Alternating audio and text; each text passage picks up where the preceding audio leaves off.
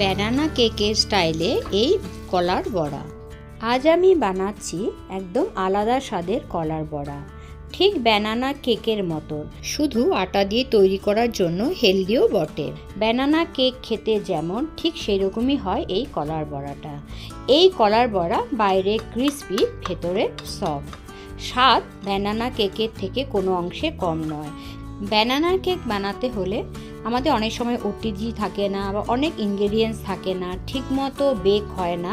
তাই জন্য এই কলার বড়াটা তৈরি করলাম, যেটা ব্যানানা কেকের পুরো ফ্লেভার বা টেস্টটা দেবে। Hello friends, welcome to Sumi dream world. তো চলো দেখা যাক কি করে তৈরি করলাম। এটা পুরো আটা দিয়েই তৈরি করব। প্রথমে আমি আটটা একদম পাকা কলা নিয়ে নিলাম। তোমরা একদম পাকা দেখে নেবে, বাইরে কালো হলেও কোনো অসুবিধে নেই। এবার কলাগুলোর যে ওপরে খোসাটাকে ছড়িয়ে ভালো করে এটাকে আমি ম্যাশ করে নেব, যতক্ষণ পর্যন্ত না একটা রানিং কনসিস্টেন্সিতে আসে আর ভালো মতো স্মুথ হয়ে যায়। যখন এরকম রানিং কনসিস্টেন্সিতে থাকবে, তার মানে আমার ঠিকমতো ম্যাশ হয়ে গেছে। এবার অন্য একটা পাত্রে কিছু কিশমিশ নিলাম, যেটাকে আমি গরম জলে ভিজিয়ে রাখলাম। মিক্সির জারে 2 টিএসপি থেকে একটু বেশি মৌরি নিলাম, সেটাকে ভালো করে গ্রাইন্ড করলাম। এমনভাবে গ্রাইন্ড করব যাতে একদম মিহি না হয়ে যায়, একটু দানাদার থাকে। এখানে আমি 2 টিএসপির বেশি বললাম, কারণ আমি যে চামচটা নিয়েছি এটা কিন্তু টিএসপি থেকে বড়, কিন্তু টেবিল স্পুন থেকে ছোট। 1 চামচ মৌরির গুঁড়ো দিলাম, 1/4 চামচ নুন, আর 4 চামচের মতন ডেসিকেটেড কোকোনাট, আর হাফ কাপের মতন আমি দিলাম চিনি। এই চিনিটা ডিপেন্ড করবে কলাটা কতটুকু মিষ্টি। কলা যদি বেশি মিষ্টি হয় তাহলে কিন্তু চিনি বেশি লাগবে না, এটা তোমরা একটু চেক করে নিও। তো এবার আমি ভালো করে সেই চিনির সাথে ভালো করে মিশিয়ে নিচ্ছি। ভালো করে মেশানো হয়ে গেলে আমি 4 চামচের মতন আমি দিলাম মিল্ক পাউডার। তো এবার মিল্ক পাউডার দিয়ে ভালো করে এটাকে মিশিয়ে একটা স্মুথ একটা পেস্ট তৈরি করে নিলাম। এখন ড্রাই ইনগ্রিডিয়েন্টসগুলোকে নেব। একটা চালনিতে আমি 1.5 কাপের মতন আটা, হাফ টিস্পুন থেকে বেশি baking powder, pinch of baking soda, আর 1 টিএসপির মতন আমি চালের গুঁড়ো নিলাম। এখানে চালের গুঁড়ো দেখাতে ভুলে গেছিলাম। তো চালের গুঁড়ো তোমরা অবশ্যই নেবে, যেটা দেবে বাইরে ক্রিসপি। এবার এটাকে আমি আলতো হাতে মিশিয়ে নিচ্ছি।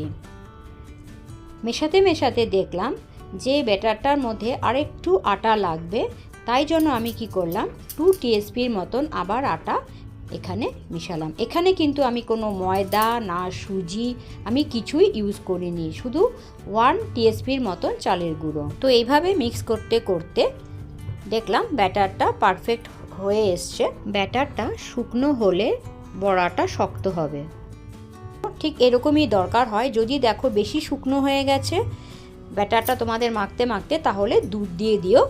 এবার আমি কিশমিশগুলোকে অ্যাড করে দিলাম, যেগুলো অলরেডি আমি গরম জলে ভিজিয়ে রেখেছিলাম। জাস্ট আলতো হাতে একটু মিক্স করে নিলাম। হাফ টিস্পুনের মতন আবার সেই মৌরির গুঁড়োটা মিশালাম, যাতে একটা ফ্রেশ গন্ধ আসবে যখন এটা ভাজবো। ভাজার সময় কিছু টিপস বলবো, প্লিজ সেগুলো একটু ফলো করো। কড়াইটা গরম হয়ে গেলে রিফাইন্ড অয়েল আমি দিয়ে দিলাম। তেলটা যখন গরম হবে সেই ব্যাটার থেকে আমি বড়ার মতন আকার দিয়ে দিলাম, দিয়ে এটাকে আমি ভেজে নেব লো টু মিডিয়াম ফ্লেমে। এখানে কিন্তু গ্যাসের ফ্লেমটা হাই করা যাবে না, তাহলে কিন্তু বাইরে ব্রাউন হয়ে যাবে কিন্তু ভেতরে কিন্তু কাঁচা থাকবে।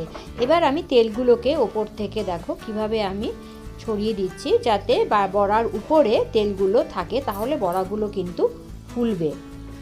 তোমরা এতগুলো একসাথে ভেজো না, অল্প অল্প করে ভাজবে। এবার যখন বড়াগুলো ভেসে এসছে, উপর দিকে উঠে এসছে, তখন আমি এগুলোকে ফর্ক দিয়ে আমি উল্টে পাল্টে দিচ্ছি। এখানে একটা কথা মনে রাখতে হবে যে আমরা যখন ব্যানানার কেক বানাই তখন একটা ফিক্সড একটা টেম্পারেচারে রাখি, বা যখন আমরা গ্যাসের ওভেনে কেকটা বানাই তখন লো ফ্লেমে রাখি। ঠিক সেই রকম এই বড়াটা যখন হবে তখন লো ফ্লেমে রেখেই কিন্তু করতে হবে। লো ফ্লেমে না দিলে যদি আমরা মিডিয়ামে আঁচও দিই তাহলে কিন্তু এটা ভেতরে কাঁচা থেকে যাবে। এইভাবে ধৈর্য ধরে একটুখানি ভাজতে হবে। ব্যাটার যদি শুকনো হয় তাহলে কিন্তু কলার বড়া শক্ত হবে। তো এবার দেখাচ্ছি, দেখো কলার বড়াগুলো কিরকম ফুলে উঠেছে। তো দুদিকে ভাজার পর যখন পুরোটাই ব্রাউন হয়ে এসছে তখন এগুলোকে আমি একটা অন্য পাত্রে নামিয়ে নিলাম। প্রথমেই গরম গরমে এই বড়াগুলো কিন্তু মচমচে থাকবে না, একটু রেস্টে রাখতে হবে। কিছুক্ষণ রেস্টে রাখার পর কিন্তু বাইরে ক্রিসপিনেসটা আসবে। এইভাবে আমি সেকেন্ড ব্যাচগুলো তৈরি করে নিচ্ছি। তো দেখো তেলগুলোকেও বাইরের উপর দিকে ছড়িয়ে নিচ্ছি। তেলগুলো যদি ওপর দিকে ছড়াই তাহলে কিন্তু বড়াটা ভালো ফুলবে।